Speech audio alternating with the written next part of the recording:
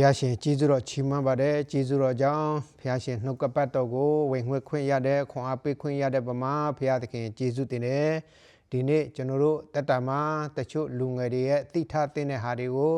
ကျွန်တော်မေ့တာကြားဖူးပါတယ်ဆလိတ်တောက်တာကျန်းစာထဲမှာပါလားအရက်တောက်တာကျန်းစာထဲမှာပါသလားခိုင်နှင်းငုံတာချမ်းစာထဲမှာပါသလား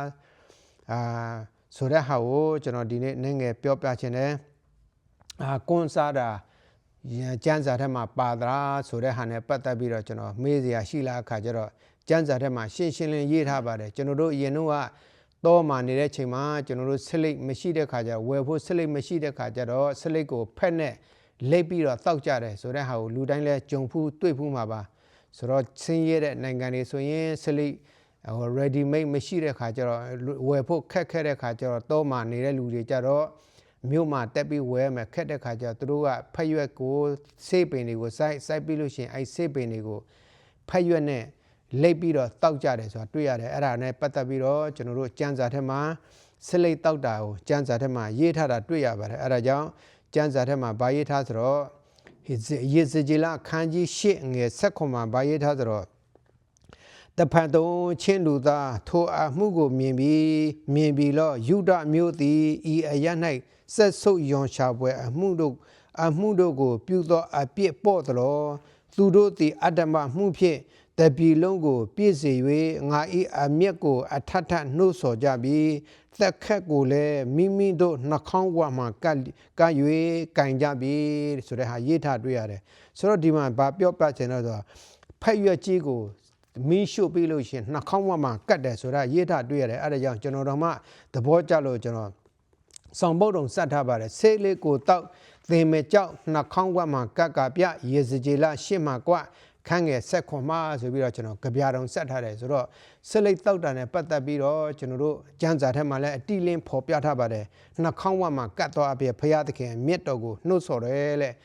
တော်တွေမှာကြတော့ဆလိတ်တောက်ဖို့မရှိတဲ့ ready made ဝယ်ဖို့ခက်ခဲတဲ့ခါကျတော့ကျွန်တော်တို့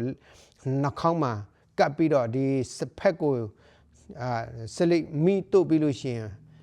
နှာခေါင်းမှာကတ်တယ်ဆလိတ်တောက်တယ်ဆိုတဲ့ဟာနဲ့ပတ်သက်ပြီးတော့ဒီယေဇကျေလထဲမှာရှင်းရှင်းလင်းလင်းဖော်ပြထားပါတယ်အဲ့ဒါကြောင့်ဆလိတ်တောက်တာကိုလည်းပဲဘုရားသခင်ကမနှက်တဲ့ဘူးဒါဟာမူရဲ့စေဝါတစ်မျိုးဖြစ်တယ်ဆိုတာပြောပြခြင်းတယ်ပြီးလို့ရှိရင်နောက်တစ်ခုကတော့ကွန်စားတာဟောဘုရားသခင်နှစ်သက်သလားကွန်စားတာလည်းပဲဒီကွန်စားတာလည်းပဲကျမ်းစာထဲမှာရှင်းရှင်းလင်းဖော်ပြထားပါတယ်အဲ့ဒါကြောင့်ဒီကွန်စားတာဆလိတ်တောက်တာရက်တောက်တာခိုင်နှင်းဝင်တာအကုန်လုံးကျမ်းစာမှာရှိတယ်ဆိုတဲ့ဟာကျွန်တော်ပြောပြခြင်းတယ်ဆိုတော့ကွန်စားတယ်ပတ်သက်ပြီးတော့ဗန်ရေးထားလဲဆိုတော့ဟေရှာယခန်းကြီး55ငယ်နှစ်မှာရေးထားပါတယ်အစာမဟုတ်သောအရာဖို့သင်တို့ငွေရင်းကို၎င်းမွတ်မပြေနိုင်သောအရာဖို့သင်တို့ဥစ္စာကို၎င်းဘယ်ကြောင့်ကုန်စေသနည်းတဲ့ဘုရားသခင်ကပြောနေပြီဒီမှာစာမဟုတ်တဲ့ဟာကိုဘာလို့ပတ်စံကုန်ခန်းပြီးတော့စားကြတယ်တဲ့ငါစကားကိုစစ်နားထောင်လျက်ကောင်းသောစာကိုစားကြလော့သင်တို့၏ဝိညာဉ်သည်ချိုသောအရာတို့၌မိမိကိုယ်မွေ့လျော်စေလိမ့်မည်ဆိုတဲ့ဟာရေးထားတွေ့ရတယ်အဲ့ဒါကြောင့်ဒီဥစ္စာလည်းပဲကျွန်တော်သဘောကျလို့ကြပြလေးဆက်ထားပါတယ်ကိုယ်ကိုစားလို့ဟေရှာဆိုငါနှစ်အားလျှောက်ကသွားမစာဖို့ရသွန်သင်ကမိမိကိုယ်မွေ့လျော်စေဖို့ရဆိုပြီးတော့ကျွန်တော်ကြပြလေးဆက်ထားပါတယ်ဆိုတော့ဟေရှာယ55ငယ်နှစ်မှာကွန်စားတဲ့ဟာကိုလည်းပဲဘုရားသခင်ကန့်သက်ထားတယ်အဲ့ဒါကြောင့်ကွန်လည်းပဲလူငယ်တွေနဲ့မစားသင်ဘူးဆိုတာကျမ်းစာထဲမှာရှင်းရှင်းလင်းလင်းရေးထားပါတယ်ပြီးလို့ရှိရင်ခိုင်နှင်းငုံတာ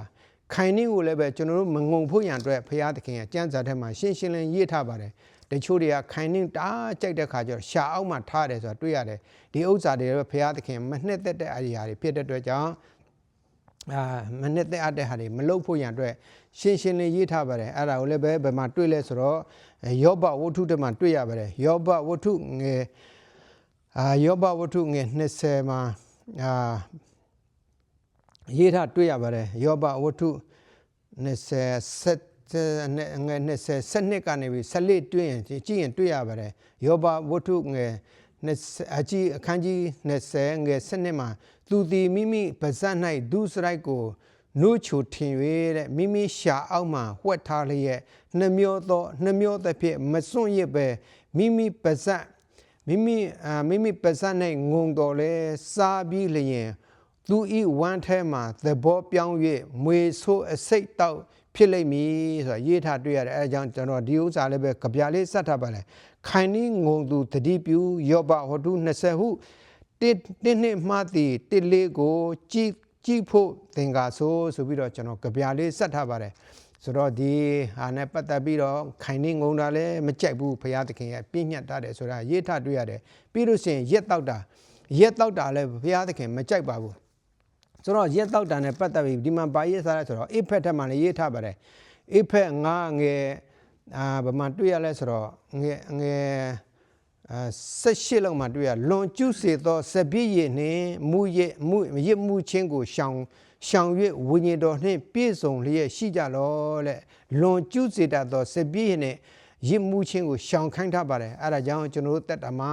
ဒီမူရစ်ဆေးဝါးနဲ့ပတ်သက်လို့ရှိရင်ရက်ကိုလည်းပဲမတောက်ဖို့တားမြစ်ထားပါတယ်အဲ့ဒါနဲ့ပတ်သက်ပြီးတော့ကျွန်တော်ဘယ်မှာလဲတွေ့ရလဲဆိုတော့တုတ်တန်ကျမ်းမှာလည်းရေးထားတွေ့ရတယ်ဆိုတော့တုတ်တန်ကျမ်းကိုဖတ်ကြည့်တဲ့အခါကျတော့တုတ်တန်ကျမ်းမှာဘယ်မှာရေးထားဆိုတော့တုတ်တန်ကျမ်းခန်းကြီး20မှာတွေ့ရတဲ့စပည့်ရည်သည်လှဲ့စားတတ်၏တဲ့တရက်သည်ယုံရင်ခတ်ပြုခြင်းမှုကိုဖြစ်စေတတ်၏ထိုသို့သောသဘောအားဖြင့်မှားယွင်းသောသူသည်ပညာမရှိဆိုရေးထားတွေ့ရတယ်အဲဒါကြောင့်ဒီဥစ္စာလည်းပဲကျွန်တော်ကြိုက်လို့ကြပြလေးစက်ထားပါတယ်ဆိုတော့ရက်ကိုတောက်ကတုတ်တန်မှကြီးရက်20တစ်မှဗျာဆိုရေးထားဆိုတော့ကျွန်တော်ကြပြလေးတွေကြိုက်လို့ဒီဆလိတောက်တန်နဲ့ပတ်သက်ပြီးတော့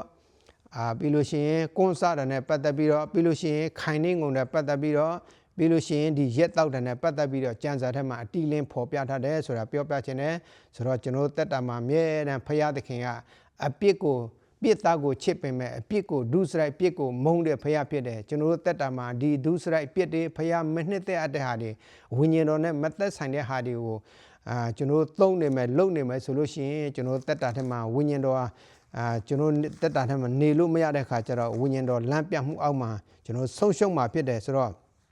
ဘုရားသခင်ဒီမှာရေးထားတွေ့သုတ်တန်ကျမ်းထဲမှာဗာရေးထားသုတ်တန်ကျမ်းခန်းကြီး